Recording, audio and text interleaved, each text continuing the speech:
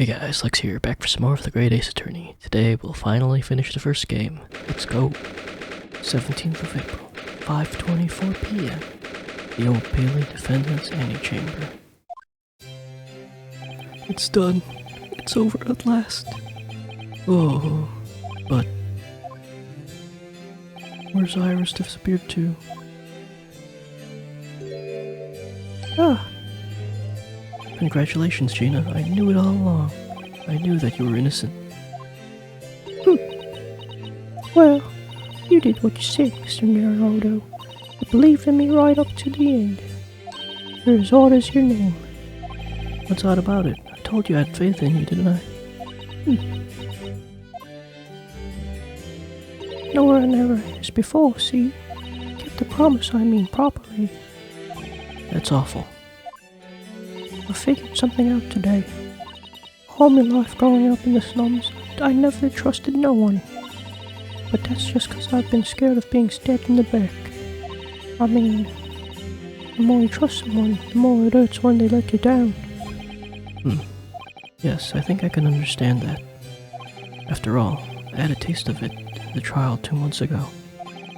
I chose to trust someone and paid for it. That betrayal left a big scar. You know though, Gina, I worked something out quite recently too. Trusting someone else is really an exercise in learning to trust yourself. And when your gut tells you it's the right thing to do and your trust is rewarded, there's no better feeling in the world. I think I have to thank you for reminding me of that valuable lesson. Oh, well, if you say so. Don't make a fat lot of sense to me, no. I'm trying to say that putting my faith in you, Gina, has been a real pleasure. Oh. I'm crying aloud. Pack it in, Baka. But I suppose I sort of feel the same way. Sometimes trusting someone else is, alright. Thanks. This is the way I see it, Ryunosuke. A defense lawyer is only as good as his faith in his client.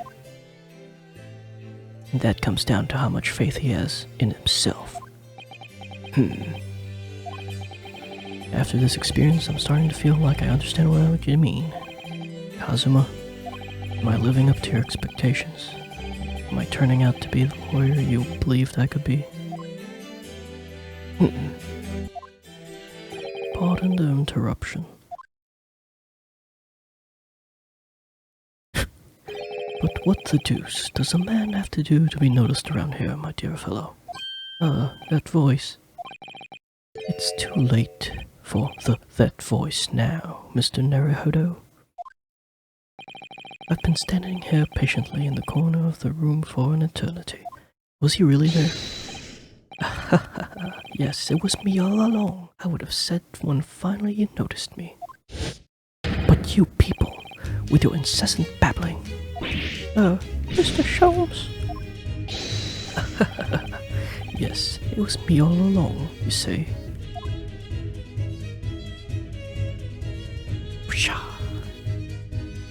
I'd assume you'd been taken back to the hospital, to be honest. Indeed I was, but I managed to escape again. Oh. I happened to be aware of 1 or 2 foibles of the doctor who was tending to me. I merely made my knowledge of them known to the man, and he happily issued me with a leave of absence. How very above board. But enough of my adventures. That was a fine victory, Mr. Naruto. Your tireless efforts truly are rewarded, I feel. Congratulations are in order. As a close friend, I tip my hat to you. Oh, thank you. Some great detective you are. Great at being cold as ice, maybe. Have I irked you in some way, Miss Lestrade? While you've been having a snooze in your nice soft bed, some of us have been fighting for our lives. Ah, well, that bullet did cause me to lose substantial amount of blood, it's sure. So I have been feeling somewhat cold. Not perhaps as cold as ice, but well, have a feel. Could you take your hands off my neck, please, Mr. Sholmes? And in some way, I suppose congratulations are in order for you too, Miss Lestrade. What's that supposed to mean? Why so half-hearted? Well, naturally, it isn't my intention to alarm you, but an acquittal in a trial with that particular prosecutor is perhaps a little precarious. Well done, Mr. Sholmes. Not alarming in the slightest. Oh, the Reaper, you mean? Is anyone who's found not guilty in the trial he was working in winds up dead anyway? Is that it? The very point I was trying to make, as exemplified by the fate of Mr. McGilded, in fact. Ah, but of course, paying no attention to such irrational drivel myself. Yeah, well, don't bother me. Oh, really? Of course not. The way I see it, the Reaper's a bit like him upstairs. Him upstairs? You mean like God? Yeah, him upstairs knows what's what, right? Knows what people are like on the inside. Well, you won't have got the road of the stick. There's some coves like that bog trotter what are rotten to the core. At the end of the day, him upstairs makes sure to get what they deserve. I suppose that's one way of looking at it. Divine justice is one thing, though. The Reaper taking matters into his own hands and claiming lives is another. Well, I ain't like the McGildeds of this world, so I ain't scared. I got principles, see? A trait in which is to be admired, Miss Lestrade. Boy, just give it a rest, alright? I was saying, congratulations are in order.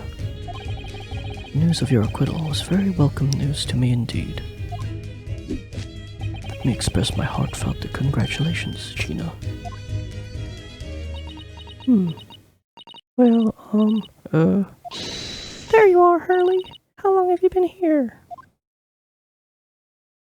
Honestly, I went to the main entrance especially to meet you there. Ah, Iris, my dear, I do apologize. But wait until I tell you what happened. This pair made utter fools of themselves. What happened? As you know, I have a penchant for disguise. I was hiding in this room just as a bailiff.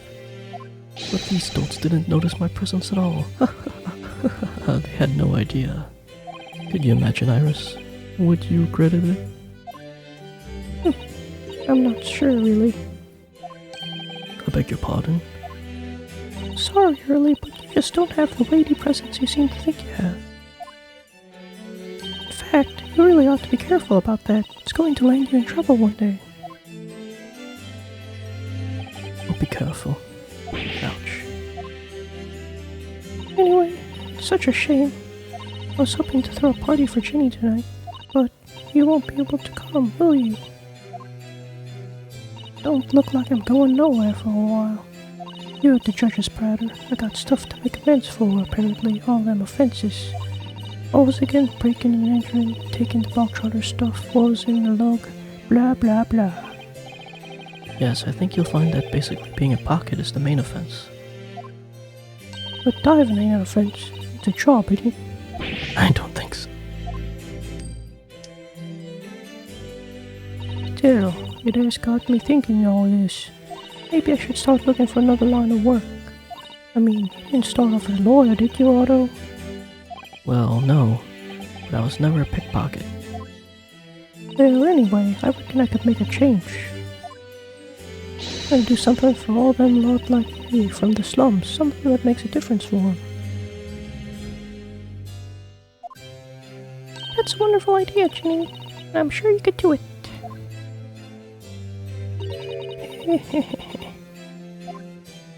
What is it?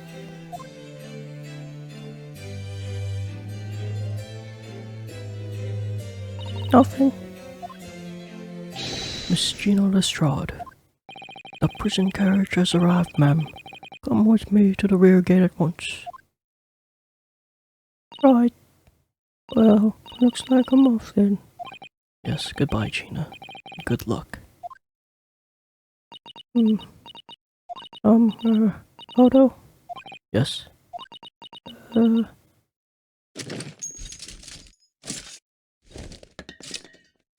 Don't kill me. Oh, shit. What was that for? don't know, I mean, I don't know what to say, so I shoot you. Indeed. Perhaps the situation calls for a phrase hitherto missing from your vocabulary, Miss Lestrade. Occasions such as this. We all say objection at the end. Oh, I would recommend a simple thank you. Oh. Oh, yes. It's a good advice, Jenny. Right, I see, well.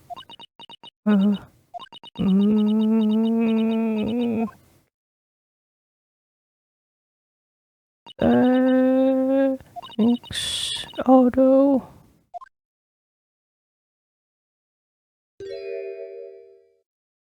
Thank you for everything what you have done, for believing in me.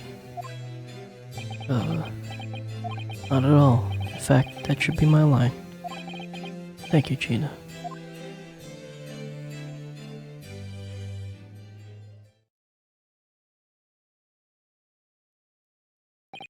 Well, there she goes. I wonder if I'll ever see her again. Well, well, the indomitable pickpurse. Oh, I nearly forgot. I bought a paper outside. It's a special edition, and this trial's all over the front page. Already? Big Baka's innocence proven. Isn't it wonderful? You should have shown it to Gina, Iris. She would have been thrilled. Oh no, how silly of me. But anyway, would you like the good news or the bad news? Not again. Well, what do you say, Bruno, Hurley? As usual, I think I'd rather get the bad news out of the way first.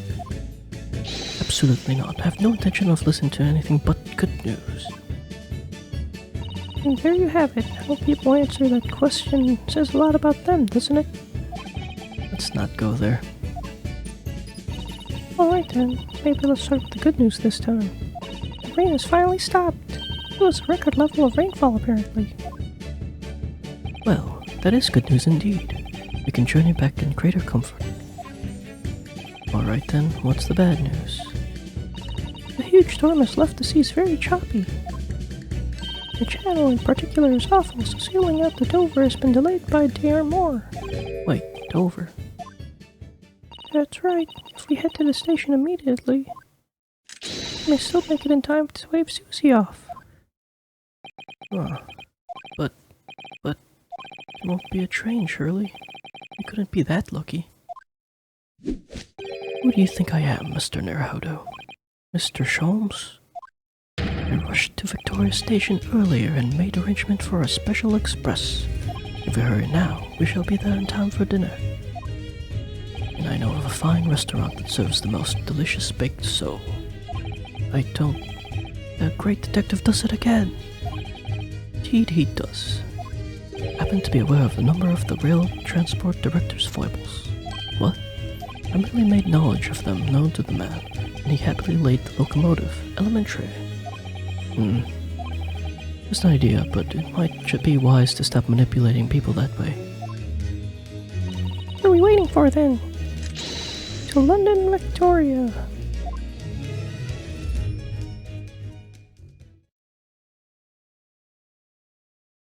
Oh, sweet. 18th of April, 5:32 a.m. Port of Dover, Quayside. That took somewhat longer than anticipated. Susie's boat must be about to leave now. Mrs. Sato, where are you? Hey, over there, look. It looks like she's reading something.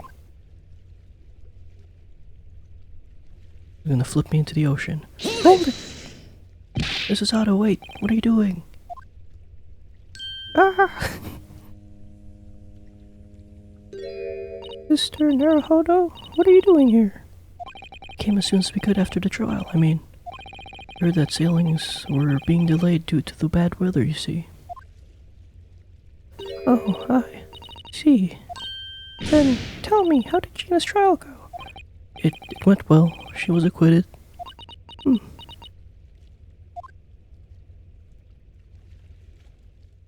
That's wonderful. Really wonderful news.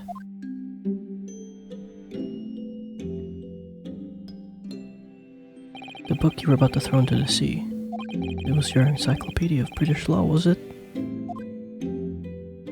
Oh dear, I was hoping you hadn't seen that. I'm not worthy of practicing law in any way now. So I was saying my final farewell. You were saying goodbye to law? You, Sasada-san?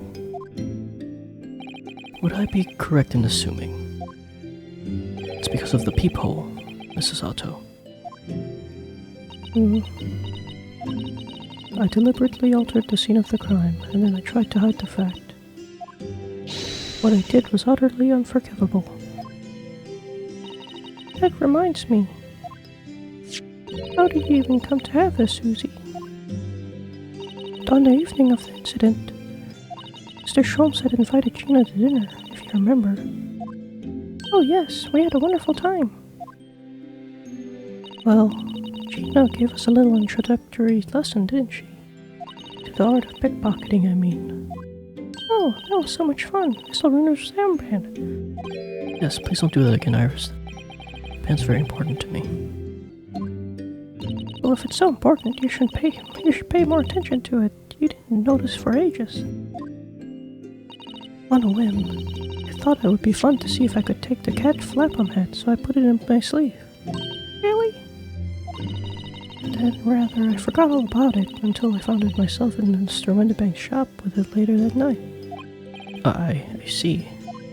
And then...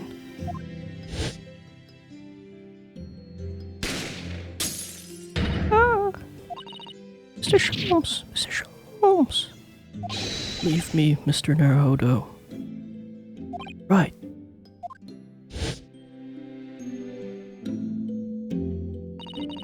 After Mr. Naruhodo left the shop, I started to think that door started to play on my mind. Storeroom door, you mean? Yes, if Gina was anywhere in the shop, I realized it could only be behind that door. And at that moment, the little device that I had up my sleeve sprang to mind. I was so worried about Gina, I simply had to know. So you used the cat flap-o-mat to make the peephole in the door. It's captured in a photographic print of the shop. By one of Hurley's red-handed recorders. Indeed, it was of the first importance, that point. Precisely when the peephole was made, that information would prove to be Mr. Naruhodo's greatest weapon. Though naturally, without proof, it would have amounted to nothing. But when I looked through the hole in the door, the sight that met my eyes made my blood run cold. Thoughts started to run through my mind. I remembered that trial 2 months earlier. The trial of Magnus McGilded. Thought about how he manipulated evidence and arranged false testimony to secure his freedom. It made the British justice system feel very dark and sinister to me. Then a terrible thought occurred to me. What if some wicked criminals were planning to do the same thing now? Because from the appearance of the crime scene, it looked exactly as though Gina had shot Mr. Winterbank. Even though I was sure she would never have done such a thing. You were worried that a true culprit would try to frame her for the crime? That's right. But then I realized it would be very difficult for anyone to give false testimony in this case. What do you mean? Well, the crime appeared to have happened behind the door of a locked room. So for someone to claim falsely to have witnessed it, there would have to be a way to see beyond the door. Ah. For which a peephole would be the very thing. Only the peephole I had made wasn't actually there until after the crime had been committed, of course. And the criminal would know that, so it wouldn't make any difference. But the possibility of a rather ingenious trap was there, was it not? A trap? Is that why she did it? So, is that why you kept it a secret, Susie? Never mentioned that you made the peephole to anyone, not even to the police. I know. I knew at the time what I was doing was wrong, a criminal offense even. That's why I decided to confide in Mr. Sholmes. Mr. Naruto was completely backed into a corner, no other possible means of escape, the truth about the people could save them. That was my plan. She really does think of everything. But then, why didn't you just tell me everything before the trial began? Dear fellow, you're not thinking straight. If she had done that, it would have rendered you complicit in the whole escapade. You could have been disbarred if you had been seen to have knowingly tampered with the crime scene. So Mrs. Sato decided to shoulder the burden of responsibility alone, for your sake and Miss Lestrade's. Miss Sato. The truth is, when it happened, I did it because I lost a little of my faith in the law. Oh. I was worried that the right person wouldn't be convicted of the crime. But the moment I allowed myself to think that, it's the moment I lost my right to call myself a judicial assistant. So she did forge evidence, in a way. What you did isn't comparable to what he did. Raiden is the one who lied in the witness stand, using that peephole as a way to implicate Gina. Besides, if the peephole inconsistency hadn't existed, I'm not all sure that she would have been acquitted in the end. Mrs. Sato, what you did saved Gina's life. Oh. Well, with your kind words, Mr. Naruto, you saved me too from my regrets.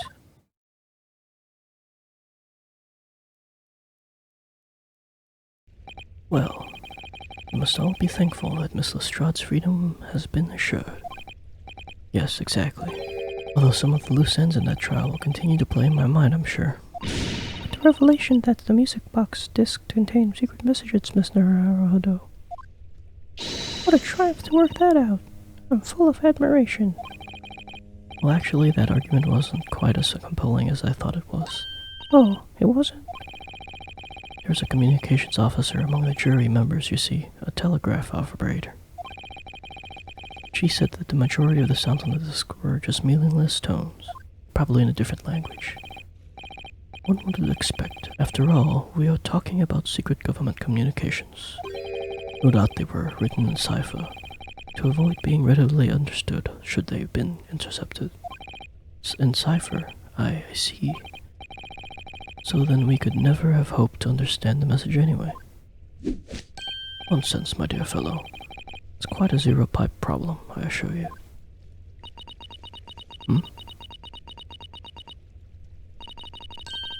A. So. Gi. What? Well, that can't be a real word, can it? How funny. Wait, Iris, what did you just say? Oh, I just said asogi. Does that word mean something to you? Mean something? Asogi was the name of my best friend. What? But how? How did you know that name, Iris? I wrote it down during the trial before, when the message was playing on the music box. She transcribed it on the fly. She really is a genius. I thought the message probably wouldn't be written out in plain Morse code, so I tried various ways to interpret it. But whatever I tried, the words just didn't seem to make any sense. That is, in English at least. Oh. It suddenly occurred to me, you see, there's more than one Morse code, not just the English variety. Various countries around the world have altered and added to Morse code to use it in their own languages. I don't believe it. Are you saying? That's right. I've only actually seen a chart of Japanese Morse code once before. But I think it's based on the Iroha-pangram, isn't it? You mean to say that in Japanese Morse code, the message says asogi? Yes, I think so. Sorry, but I don't remember all of the Japanese Morse code. Iris, will you let me see that? Mrs. Sato, do you know it? Do you know the Japanese Morse code? Yes, I spent some time studying it. Because I'm quite sure Morse code will become ever more important in international communications. Then might I recommend, my dear madam, that you focus your efforts on the English version? Be that as it may, I will show me the message, please. Of course.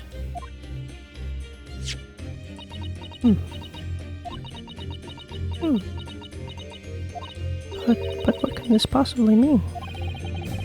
Whatever is that long sequence of supposedly meaningless dots and dashes. It's made the color drain from Sada-san's face. There's no doubt that this message is in Japanese Morse code.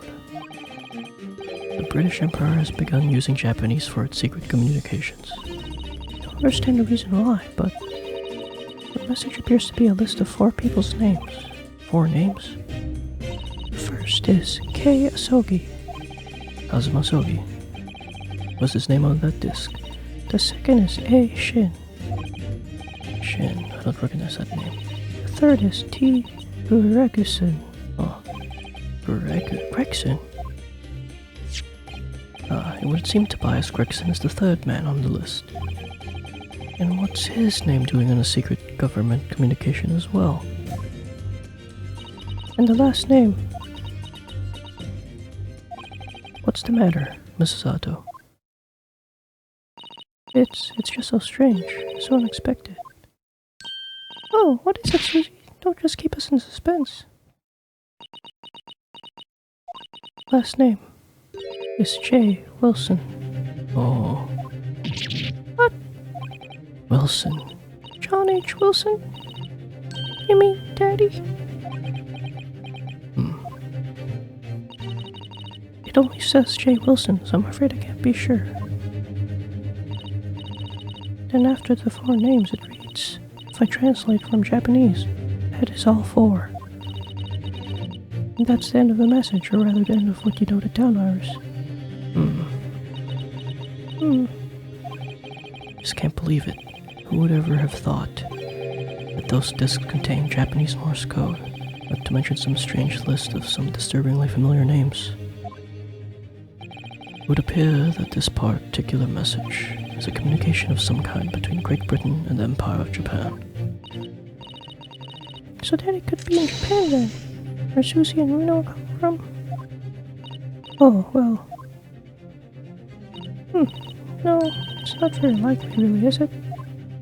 I mean, there are thousands of people with the surname Wilson, and there must be a lot of J's among them. Oh. Professor John H. Wilson, visiting professor of medicine at Imperial Yume University. But we can't tell Iris about that now. We just can't. This is so strange. Somehow, in solving the case of Mr. Winnebank's murder today, I feel like I've rolled back a boulder at the mouth of a very dark cave. Do wonder. Perhaps it's a dark cave that we shouldn't go wandering inside.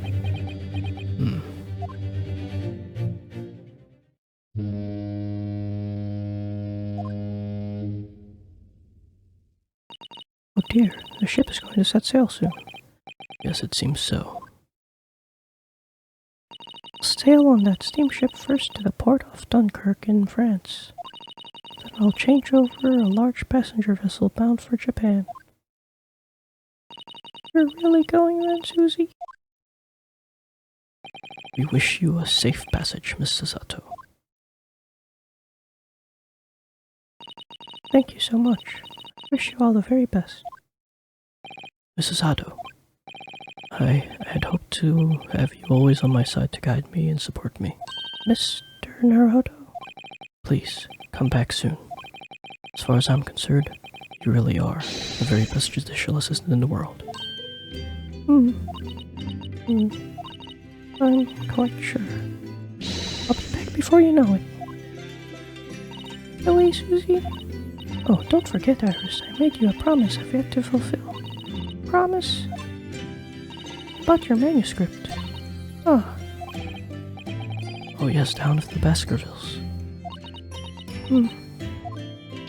I'll be waiting for you then, Susie. A promise is a promise. Definitely, Iris.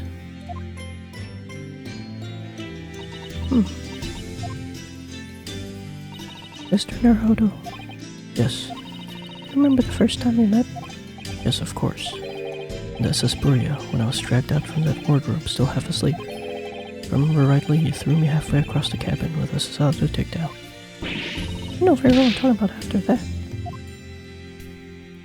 Strange, but being thrown together as we were in that case, we somehow felt straight away. Yet you were the perfect person to continue Kazuma-sama's great legacy. Mrs. Sato. And my instincts were right. I really want to believe. No, I'm sure that. Be back soon. Farewell until then. I've been recording for 4 hours. Holy shit.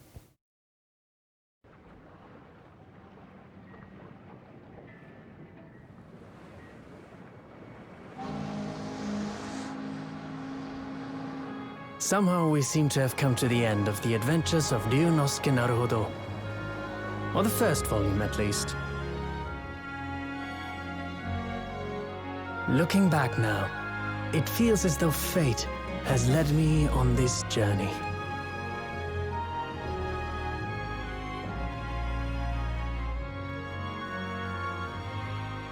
Fate led me to becoming a lawyer, to traveling halfway around the world, to meeting the great detective.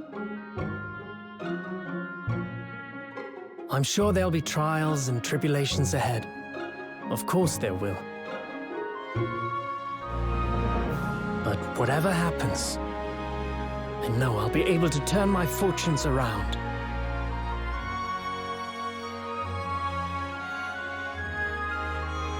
After all,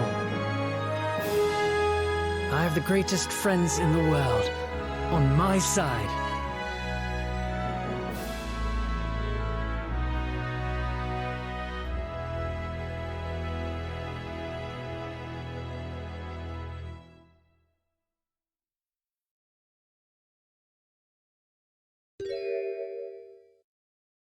Ah, yes, Mr. Naruhodo. Yes, Mr. Sholmes. I have some rather awkward news. The railway company has decided to sue over the special express train, apparently. Huh?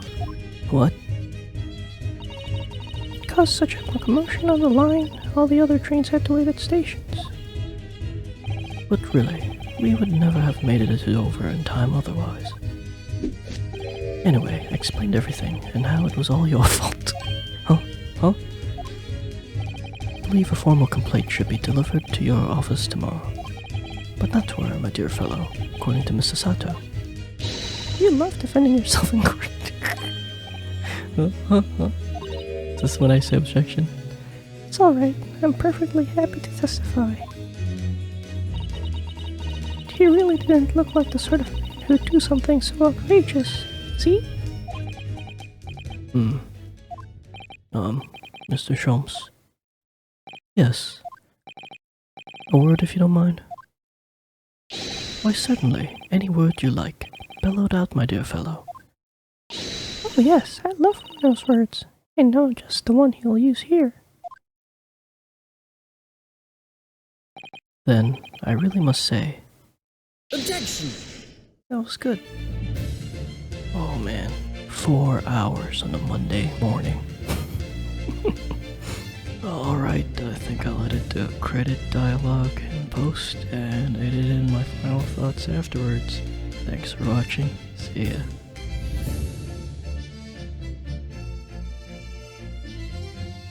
In the following weeks, hundreds of music boxes arrived at Baker Street from all over Europe. Something was afoot, though it transpired I had ordered them all myself, so I advertised them for sale, with used by Mr. Sholmes to solve an important case. And the money I've earned, consulting detective work pays a pittance by comparison.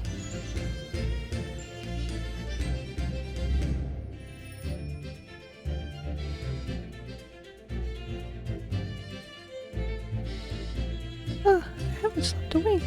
This manuscript is due tomorrow now. When I'm this busy, Hurley usually cooks breakfast. Well, cook is an overstatement for some dry toast and insipid coffee. I do miss Susie and her lovely Japanese breakfasts.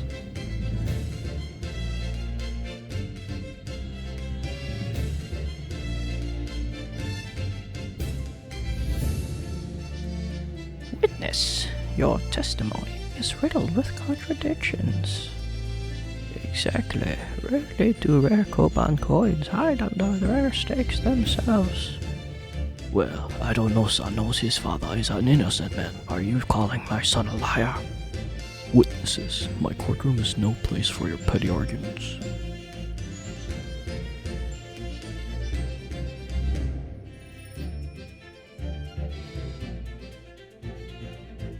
Having delivered the Russian dancer to shore in Shanghai, I laid low on the steamship for a while. But last night I apprehended an extremely suspicious Japanese national on board. I've done nothing wrong. All I did was give Wakai's offspring refuge in my pocket. A man brings some kittens on board and suddenly he's a hardened criminal. It's not fair.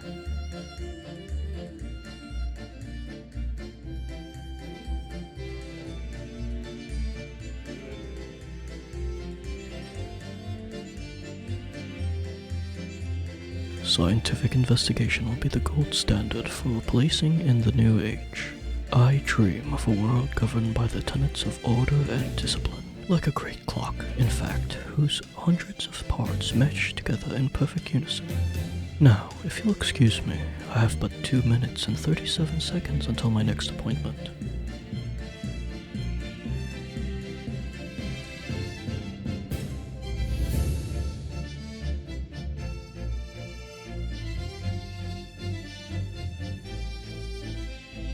The latest Rain magazine's out, and I'm in it again. Whenever I say that one line she wrote now, I get a standing ovation. Wanna hear it? Not bad, I suppose, for an amateur.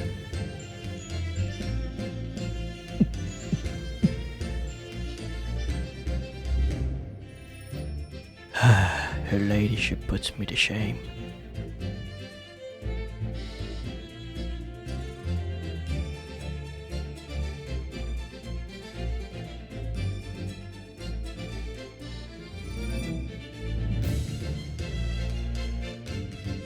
Been visiting the old girl on a daily basis, of course. Joni, my old jailbird. Must say battling with those baldy stairs every day has done wonders for my dicky peg.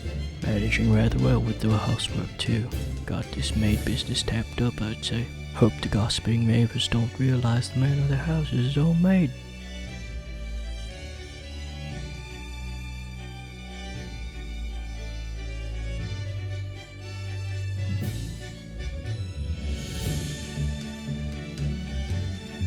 Rolly is back on the beat again, all thanks to the Reaper. There's nothing I enjoy more these days than hunting out small change in the gutter. I'm a better Bobby now, looking out for Londoners, their drop happiness, and my lovely wife. Oh, Pat. Oh, Rolly.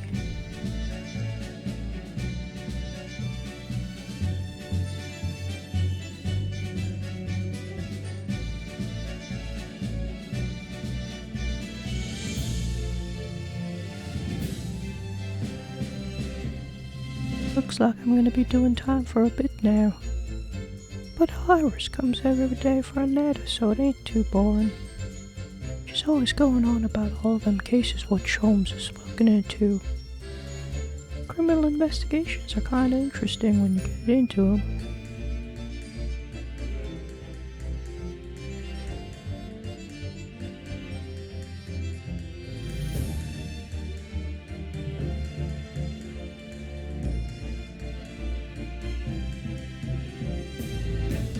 Yes, I renounced my upbringing and chose a life of sophisticated crime. But regrets? Please. Give over, bruv. It ain't the Ash we used to know. You got time in there to plan to come back of Milverton and Skulkin's milk run, right? The three muskets milking the neighborhood for all it's worth. Oh shit, all three of them dance and pose because they all grew up with each other.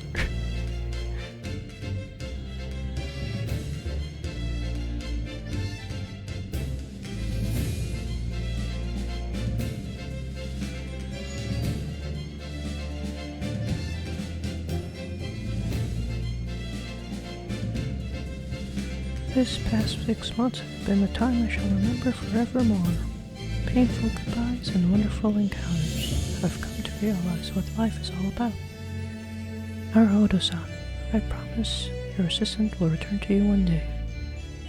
But for now, I leave you with many memories and a heartfelt wish that life will treat you well.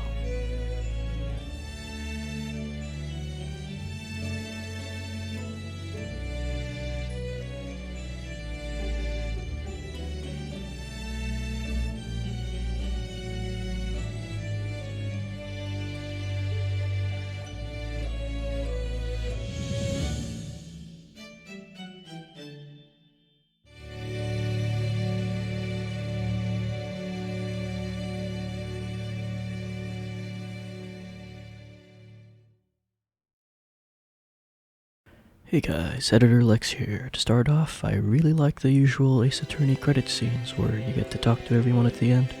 I only wish there was more with Giselle Brett or anyone from SS Borea. Also, I really like how everyone was walking in the credits at the end. Since they spent their time making 3D models, they might as well use them for something. It's also cool to see everyone's height differences. This was more interesting to watch than most other game credits. Anyway, FYI, in this review, I may accidentally refer to each episode as a case, since that's how I'm used to describing them in the other games. I'll start off by summarizing each case real quick and then giving off my notes and thoughts on them. Afterwards, I'll give more detailed thoughts on each character that I have notes on. Alright, let's start. Episode 1, The Adventure of the Great Departure. Ryunosuke Naruhodo gets framed for the murder of Dr. John H. Wilson. Dr. Wilson dies and Naruhodo picks up a random gun on the floor because he's a dum-dum. Anyway, we find out it was Giselle Brett that poisoned him. This case was a very long first trial. I think it was longer than the Spirit of Justice first trial, but I think I like this one better. They could have cut off some parts to make this one shorter though. I forgot that they mentioned that the post-mortem report would be unreliable in the beginning. I kept thinking that it was gospel like the other games. I do like how they used the dental work as the cause of entry for the poison. That was cool.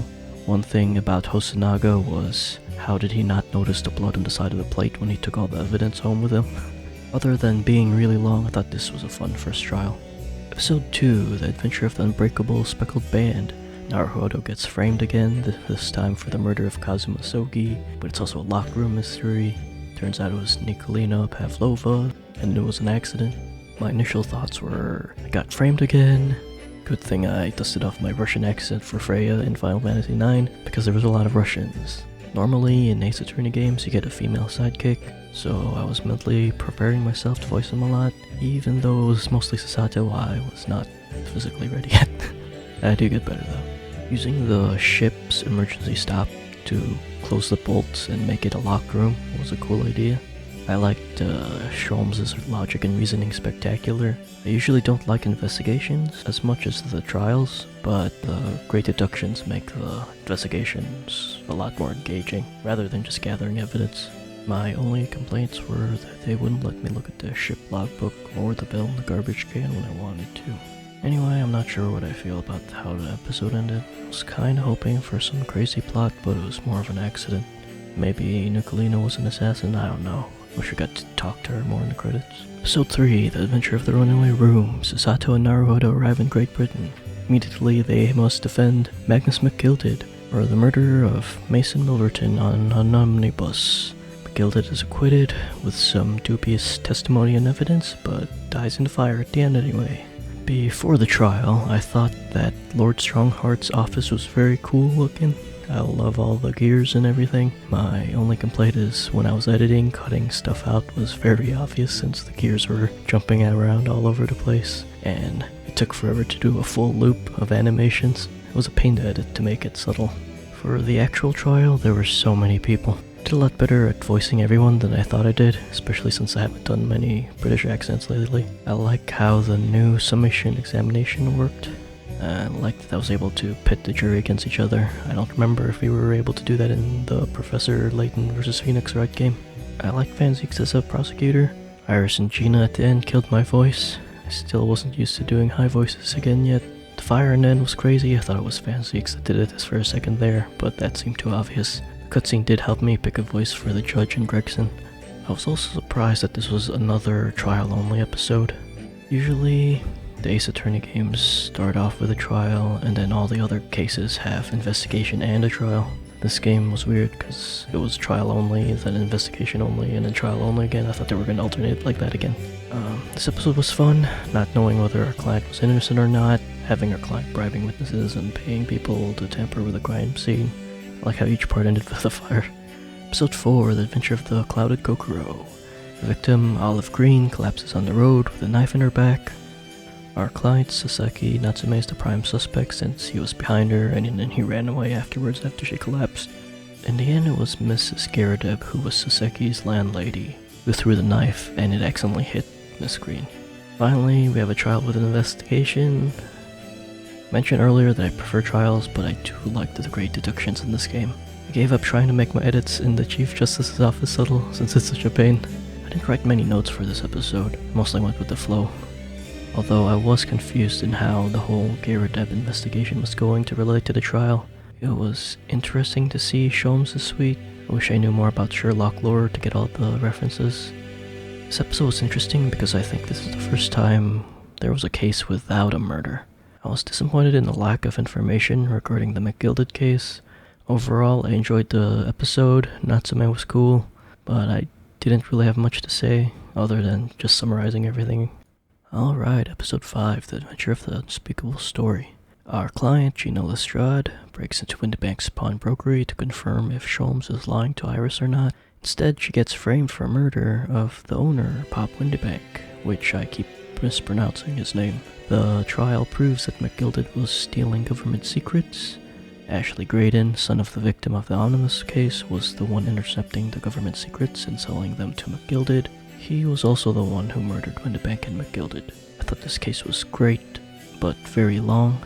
It might be the longest case so far. I don't know if it was longer than the last trial of Spiritual Justice, since I didn't read that out loud. I wasn't a big fan of the blood changing color thing to identify people. It was just too much for me. I would have been fine with just luminol or whatever. McGilded using pawnbrokeries to store evidence was cool, but why would Windybank just accept the jacket covered in blood, unless he was working for McGilded? I hated all the cross-eyed crap.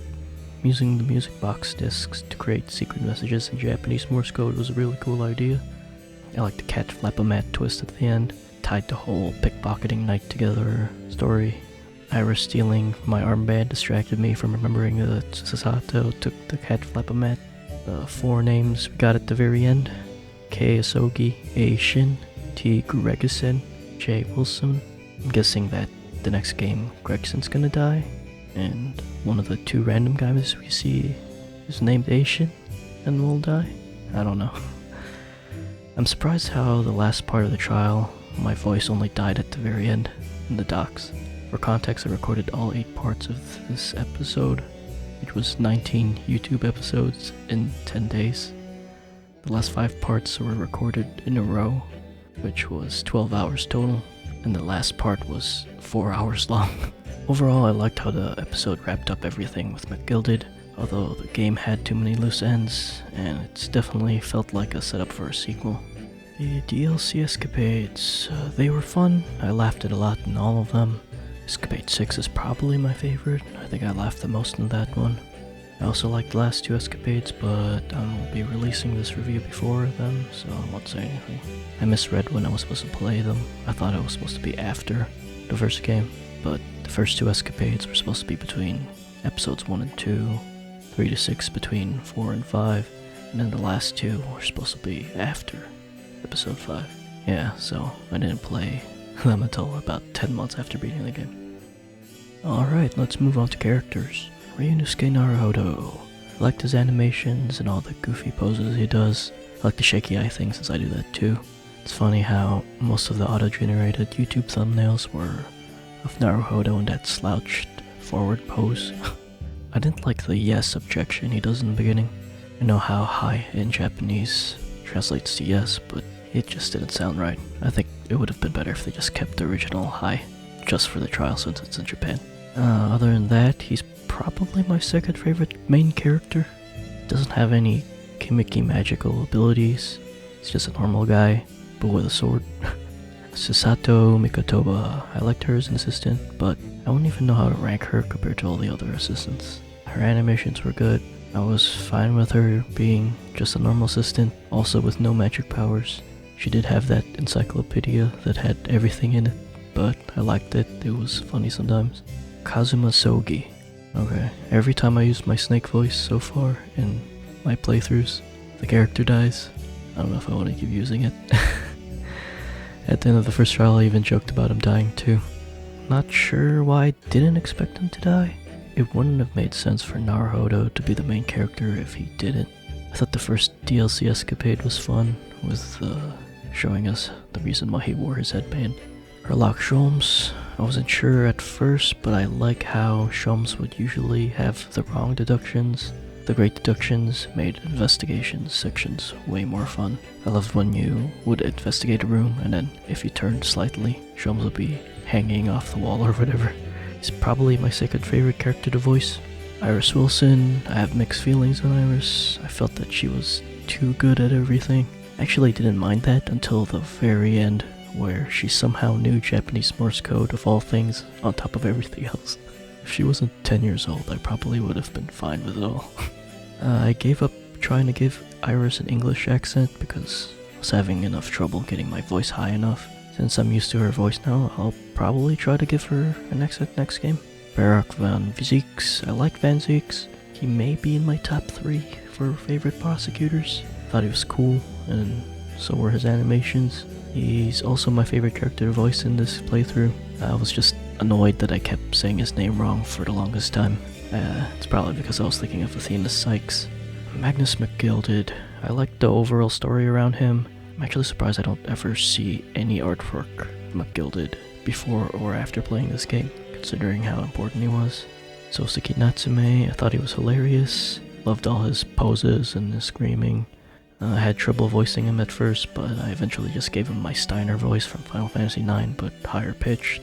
Gina Lestrade, she was alright. It was funny how she always had that gun, even though she was in court or in a jail cell. I had trouble picking a voice for her. The final voice I gave her was just to help differentiate between the other girls, especially when they're all in the same scene, talking together. Satoru Hosonaga, I thought he was going to be more of a recurring character, like he would always have a different costume or something, but he wasn't. Tobias Gregson, I liked him as a detective, especially with his interactions with Sholmes and Iris. Takatsushi Ouchi, I thought he was a good introductory prosecutor. I actually like all the Payne family prosecutors in all the games, because I just like to beat them up. Zale Brett, I liked voicing her, one of my favorites. I wish we saw more from her, especially in the credits scene, but I'm guessing we'll find out more about her next game. Nikolina Pavlova, I already knew that Roylat was Pavlova because of the E3 trailer spoilers, so that sucked. I also hated the voice I gave her. I have trouble doing female voices with a Russian accent. SS Buria crew, I don't know if I'm remembering this correctly or not, but if the whole crew ship drugged all the passengers to sneak Nikolina onto the ship, couldn't they just murder our whole group and dump us in the ocean and say we never came back to the ship after arriving in Hong Kong? Or was I remembering how much they liked her? Ashley Graydon, I think it was alright for a final antagonist. His dancing was hilarious. I don't know why I kept accidentally calling him Grayson instead of Graydon. Nash and Ringo are probably my favorite witnesses. I like how at the end of the credits, all 3 of them were doing poses together with Graydon. I'm guessing they like to do the poses when they grew up together. That's why they're so similar. My thoughts on the jury. Juror number 5, the Morse code lady, was funny, especially when she kept snitching on Graydon by fangirling. I thought having villain Borshevik in the jury was hilarious. Was he a British citizen, or could anyone serve in the jury? I don't know. I hated the cross-eyed guy. I liked the old doctor guy. Speaking of which, why did we have so many repeat jurors? Thought it was like a 3DS limitation, but a 3DS cartridge could fit the whole Steam game with both games in it, so I don't think that was the issue. It might have been budgetary reasons. Anyway, other notes. There was a lot less murder in this game than usual. One was an accident, and one episode we didn't even have anyone die. I like that there wasn't any magic in the game. The blood color spray thing was the closest thing to it. Or maybe Sasato's all-knowing encyclopedia. I'm surprised they didn't do many ladder versus stepladder jokes. They had the shovel versus spade argument, which I think is more of an argument than ladders versus step ladders anyway. I'm sure I would have enjoyed the game more if I were more familiar with the Sherlock lore. I would have at least understood more of the references. I wish there were more shorter parts in each case, rather than a few long parts multiple hours long. I probably only care about that since I'm reading the game out loud instead of playing it normally. I would normally blast through each case without taking a break until it's done. Since I'm more comfortable reading out loud now, I'll probably start picking more of the wrong answers just to see if there's any jokes or references. I didn't do that much this playthrough since I was getting tired really quickly. I would also like to thank Youglish.com for when I didn't know how to pronounce something in a UK accent. It's funny how at the end of each recording, I would keep saying that my voice was dying, especially with those with a lot of female voices, but each of my sessions got longer and I sounded less tired in each of them. I just felt tired, I guess. Also, who the hell were these two random guys in front of the Garadeb household? The game definitely felt like it was designed with a sequel in mind because of all the loose ends. I'm glad I didn't play the fan translation when it came out because waiting for the second game to get translated would have been a pain. It's also the reason why I originally hacked my 3DS in the first place. Here's a chart with some random stats of how much I spent recording and what I cut out and how much I used. A lot of the time I cut was because I would have trouble reading things or taking a break for a few minutes. The time cut grew more because initially I would only record a few words, but when I edited those lines, it sounded really unnatural. I started rereading the whole line from the beginning. Lining up the animations or music so it wouldn't look or sound jarring was a pain. I did start making less reading mistakes later on as I got used to the accents and voices and got annoyed with the editing. The escapades time went up because there was about a 9-month gap between the final trial and the escapades. I cut a bunch of time just trying to remember how to voice everyone. Alright, I think this has been going on for way too long already. Overall, I really like the game. It does feel like it's a setup to the next game, so I'll add more when I finish it. Next week I'll be uploading the last 2 DLC escapades. And the week after that I'll be starting the second game, The Great Ace Attorney 2 Resolve. Since it's the first episode, I'll probably upload the full first part of the first trial. So until next time, thanks for watching. Don't forget to rate, comment, subscribe. See ya. Bye! And a good day!